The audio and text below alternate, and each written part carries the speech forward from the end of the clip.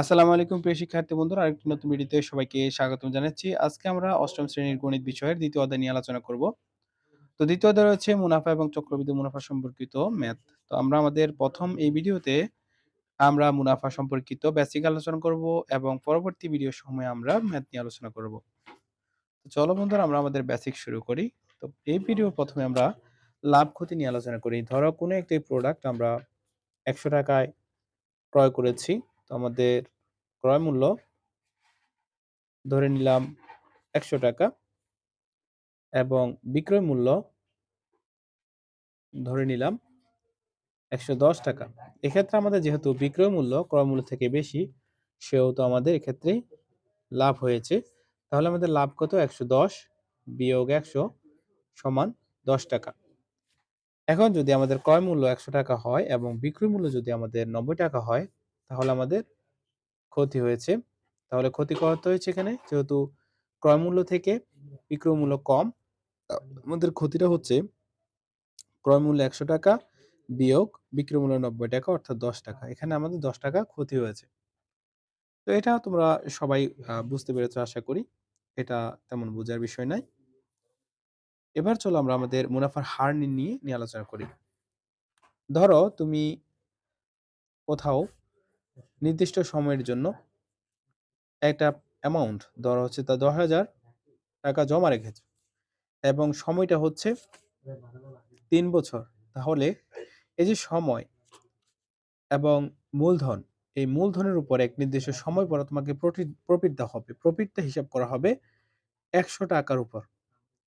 এই যে ১০০ টাকায় তুমি কত টাকা প্রফিট পাবে, কত টাকা মুনাফা পাবে সেটা হচ্ছে মুনাফার হার।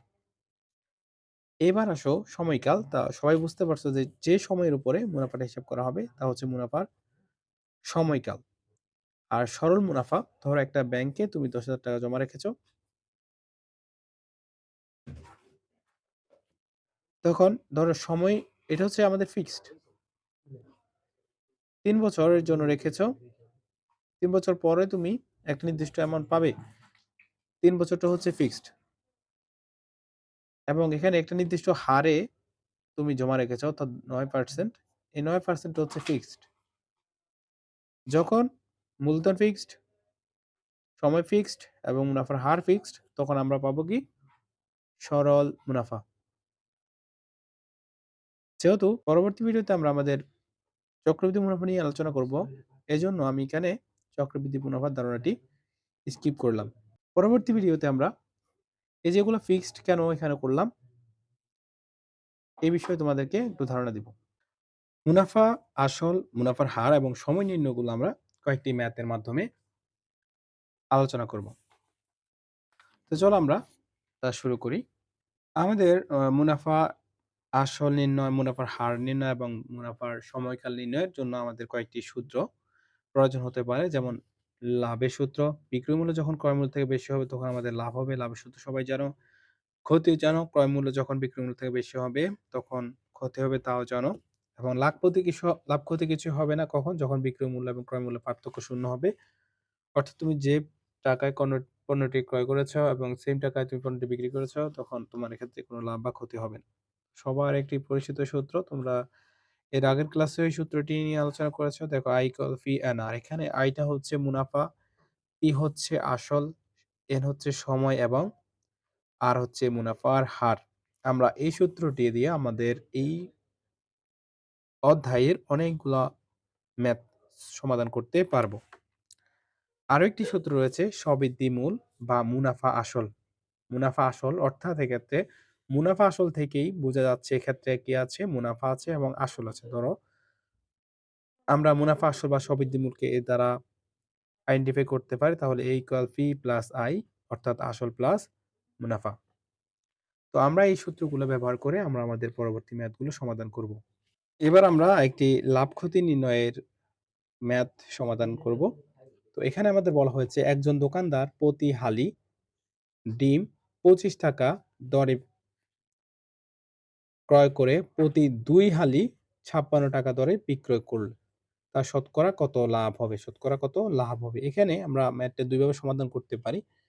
প্রথমত আমরা যেহেতু প্রতি হালি দেওয়া আছে, আমরা ৪ টি ধরে করতে পারি। 4টি থেকে আমরা 1টির ক্রয়মূল্য বিয়োগ করব বা বের করব। পরবর্তীতে আমরা যেহেতু 2 হালি অর্থাৎ 8টা ডিমের বিক্রয়মূল্য দেওয়া আছে, সেখান থেকে আমরা 1টি ডিমের বিক্রয়মূল্য বের করে তখন যোগ বিয়োগ করার মাধ্যমে আমরা আমাদের সমাধান করতে পারি। বাট আমরা এখানে যেহেতু হালি ধরে করা আছে, আমরা এখানে হালি ধরে করার চেষ্টা করব। তো প্রথমে আমরা লিখতে পারি যে 1 হালি ডিমের ক্রয়মূল্য ৳25।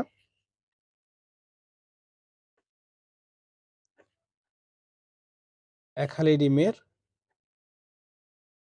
ক্রয়মূল্য ৳25, যেটি আমাদের এখানে দেওয়া আছে। সুতরাং 2 হালি ডিমের ক্রয়মূল্য সমান 25 ইনটু 2 টাকা ইকুয়াল ৳50। এখানে যেহেতু 2 হালি ডিমের ক্রয়মূল্য আমরা পেয়েছি ৳50, কিন্তু আমাদের কোয়েশ্চেনে দেওয়া আছে 2 হালি ডিমের বিক্রয়মূল্য ৳56, অর্থাৎ বিক্রয়মূল্য এখানে বেশি। সো আমাদের এখানে লাভ হয়েছে। লাভ কত হয়েছে? আমরা এটি বের করব। সুতরাং আমরা লিখতে পারি, যেহেতু এখানে ক্রয় মূল্য থেকে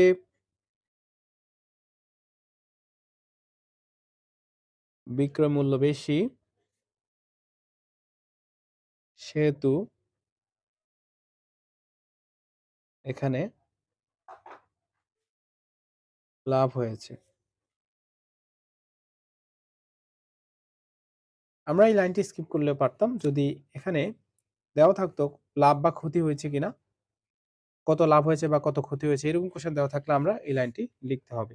বাট এক্ষেত্রে যেহেতু আমাদের বলে দেওয়া আছে যে লাভ হবে কত, সেক্ষেত্রে আমরা এই লাইনটি স্কিপ করতে পারি। তো আমাদের এখানে লাভ হয়েছে কত?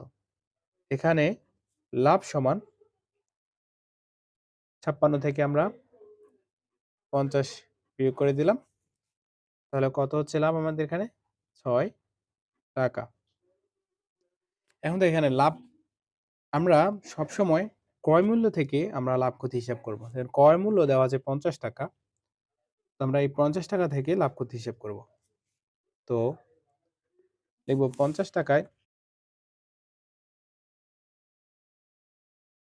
৳50 লাভ হয়েছে কত টাকা? ৳6। তাহলে ৳1 লাভ হয়েছে। এখানে আমরা ঐকিক নিয়ম প্রয়োগ করছি। উপরে ৬ নিচে ৳50 সুদ।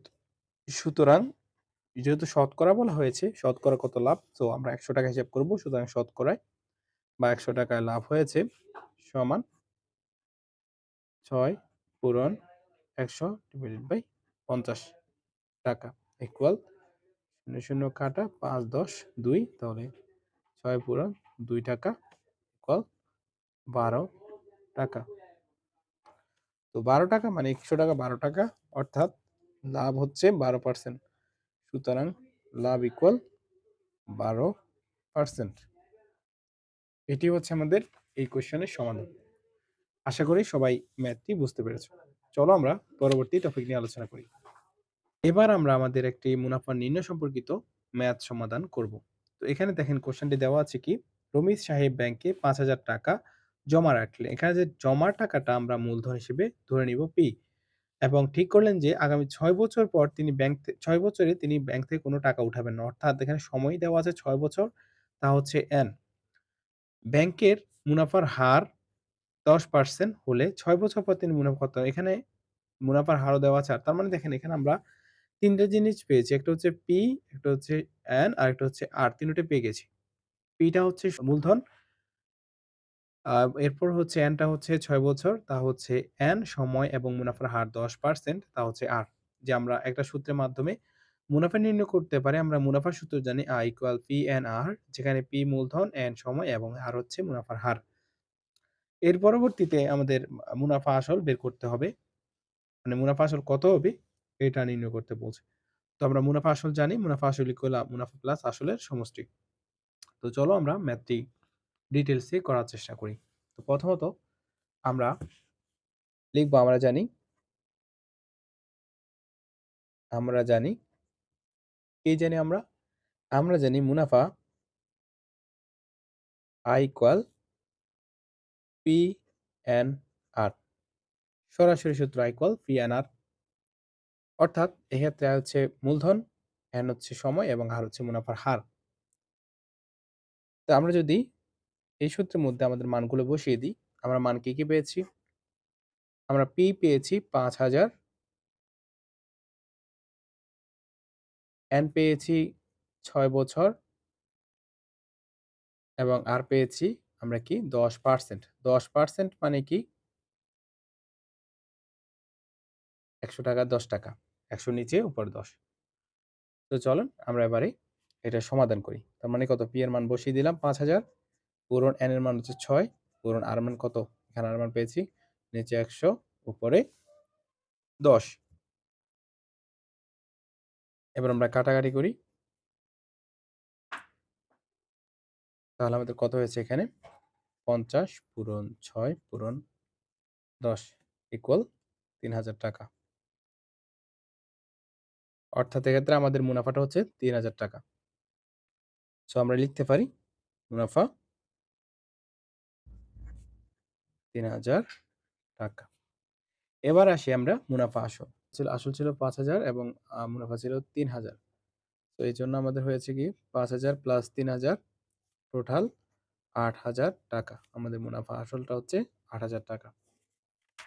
এবার আমরা আসল নির্ণয় সম্পর্কিত আরো একটি ম্যাথ নিয়ে আলোচনা করব। ম্যাথটি হচ্ছে আমাদের পেজ নাম্বার ১৬ উদাহরণ ৪। আসল বা মূলধন নির্ণয় করব।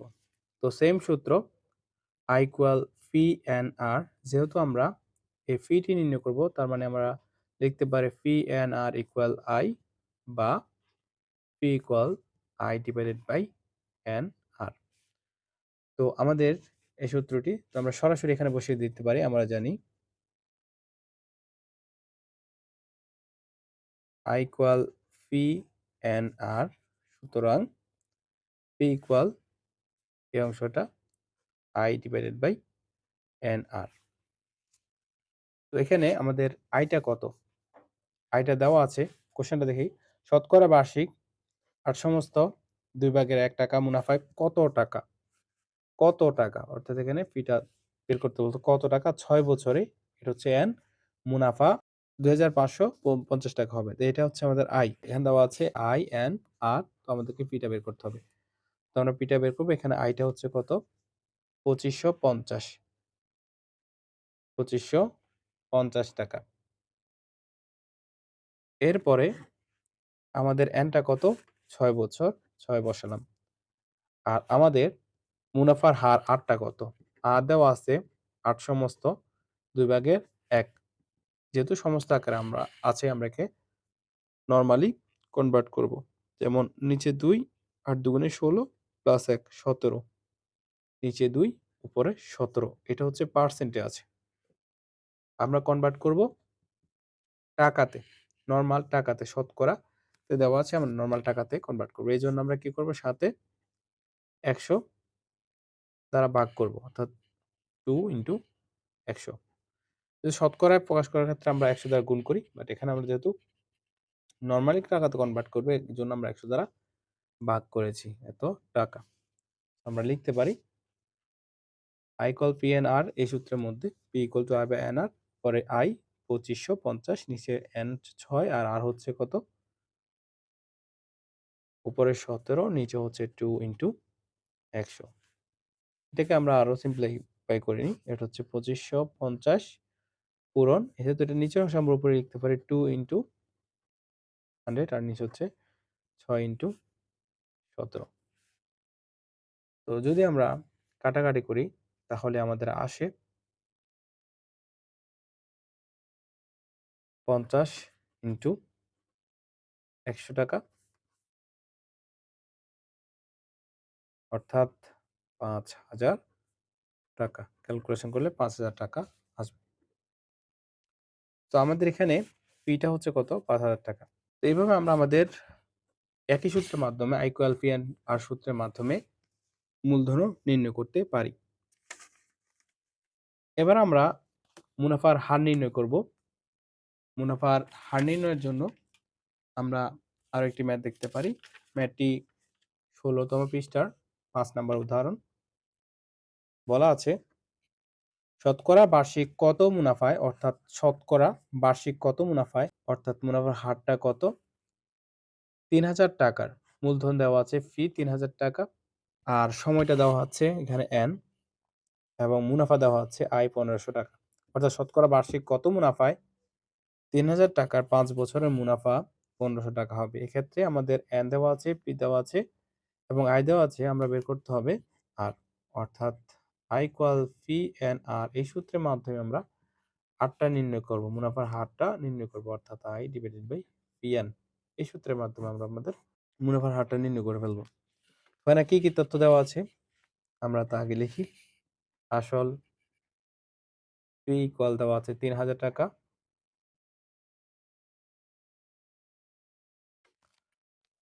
সময় n ইকুয়াল দেওয়া আছে ৫ বছর, মুনাফা I ইকুয়াল দেওয়া আছে ১৫০০ টাকা এবং আমাদের r ইকুয়াল টু হোয়াট অর্থাৎ r কত তা নির্ণয় করতে হবে, মুনাফার হারটা কত তা নির্ণয় করতে হবে। তো আমরা জানি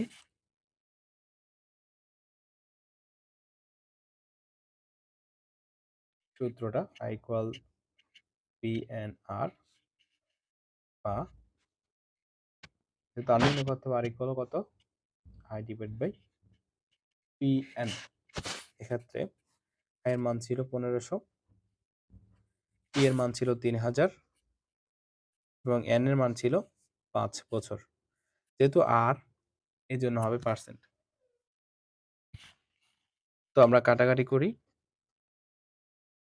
৫ ৩ ৫ ১৫ আর নিচে হচ্ছে ৩০ ১০ ৩০ অর্থাৎ ১ আর নিচে হচ্ছে ১০ অর্থাৎ ৪ ১ নিচে ১০ 1/10। তো 1/10 কে আমরা কি করব, এত পার্সেন্টে নিয়ে যাব। পার্সেন্টে নেওয়ার জন্য আমরা তার সাথে কি গুণ করব, উপরে নিচে ১০০ ১০০ দ্বারা গুণ করে দিব। উপরে ১০০ দ্বারা গুণ, নিচে ১০০ দ্বারা গুণ, যাতে মানের কোনো পরিবর্তন না হয়। তাহলে দেখে এবার আমাদের কি হয়, আমরা কাটাকাটি করলাম, উপরে আছে ১০ নিচে হচ্ছে ১০০ অর্থাৎ আমাদের ১০০ টাকার মধ্যে কত টাকা তা হিসেব করতে হবে। ১০০ টাকার মধ্যে ১০ টাকা তাহলে হচ্ছে কত 10%। সুতরাং মুনাফার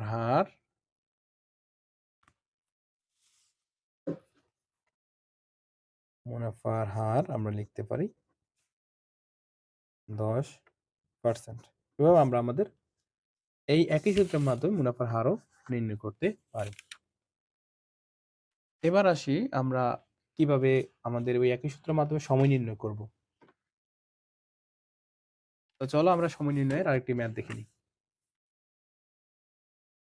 ম্যাথটি পেজ নাম্বার 17 এক্সাম্পল 7। সময় নির্ণয়ের ক্ষেত্রে কোশ্চেনটি দেওয়া আছে বার্ষিক 12% মুনাফায় অর্থাৎ 12% আর দেওয়া আছে কত বছরে এনটা বের করতে হবে, ১০,০০০ টাকার মুনাফা ৪৮০০ টাকা হবে। অর্থাৎ এক্ষেত্রে মূলধন দেওয়া আছে ফি ১০,০০০ টাকা এবং মুনাফা দেওয়া আছে আয় ৪৮০০ টাকা। আর দেওয়া আছে আয় দেওয়া আছে, পি দেওয়া আছে, আমাদের বের করতে হবে এন। কোশ্চেনটা আমরা আবার করি, বার্ষিক 12% মুনাফায় কত বছরে ১০,০০০ টাকার মুনাফা ৪৮০০ টাকা হবে। তো আমরা যা যা দেওয়া আছে পাশে লিখে নিই। মূলধন পি ইকুয়াল টু ১০,০০০ টাকা, মুনাফা আই ইকুয়াল ৪৮০০ টাকা, মুনাফার হার আর ইকুয়াল 12%। আমাদের বের করতে হবে সময় n ইকুয়াল হোয়াট, সময় কত তা বের করতে হবে। তো আমরা এর জন্য সেম সূত্রটি ইউজ করব, আমরা জানি I ইকুয়াল পি এন আর। যেহেতু আমাদের এনটা বের করতে হবে, এনটা এই পাশে নিয়ে আসছি, I বাই পি আর। তো আমরা আই এর মান বসিয়ে দিই। আই এর মান কত পেয়েছি আমরা ৪৮০০, আই এর মান ৪৮০০। 4800 পি এর মান পেয়েছি আমরা 10,000 10,000। আর যেহেতু আমরা এখানে মুনাফার হার পেয়েছি 12 অর্থাৎ ১০০ টাকায় 12% মানে কি ১০০ টাকায় 12 12 ডিভাইডেড বাই ১০০। তো এখানে আমরা আমাদের সিম্পলিফাই করে নিই যে উপরে ৪৮০০ নিচে ১০,০০০ নিচে 12 আর উপরে হচ্ছে ১০০। যেহেতু ১০০ নিচে ছিল আমরা উপরে নিয়ে গেছি। আমরা কাটাকাটি করি। ০, ০ কাটা, এক্ষেত্রে এই ০, ০ কাটা, এই ০, এই ০ কাটা। আর এখানে যেহেতু 12, 12 বার ৪৮, ৪। অর্থাৎ আমাদের সময়টা ছিল ৪ বছর। দেখুনটা আমরা আরেকবার করে দেখি। এখানে হচ্ছে আমাদের আয় ছিল ৪৮০০ টাকা, মূলধন ছিল ১০,০০০ টাকা, আর মুনাফার হার ছিল উপরে ১২ নিচে ১০০। যেহেতু আমাদের প্রয়োগ করতে হবে এখানে ৪৮০০ নিচে হচ্ছে ১০,০০০ আর হচ্ছে কত গুণ ১২ আর যেহেতু ১০০ নিচে উপরে আমরা গুণ করে দিতে পারি ১০০। তাহলে কত আসে ১, ২ ওকে। এটা কাটা, এটা কাটা। আর ১২ দিয়ে ৪৮ কাটলে হচ্ছে ৪। তার মানে হচ্ছে ৪ বছর। সুতরাং সময় ইকুয়াল ৪ বছর। n এর মান আমরা পেয়ে গেছি ৪ বছর। তো আমরা এভাবে আমাদের এই একই সূত্রের মাধ্যমে P i equal to PNR same সূত্রটির মাধ্যমে আমরা আমাদের মুনাফা, মুনাফার হার, সময় এবং আসল অর্থাৎ মূলধন নির্ণয় করতে পারি। তো তোমাদের সবাইকে পরবর্তী ভিডিওর জন্য আহ্বান জানিয়ে আমাদের এই ভিডিওটি এখানে শেষ করছি। দেখা হবে পরবর্তী ভিডিওতে। আল্লাহ হাফেজ।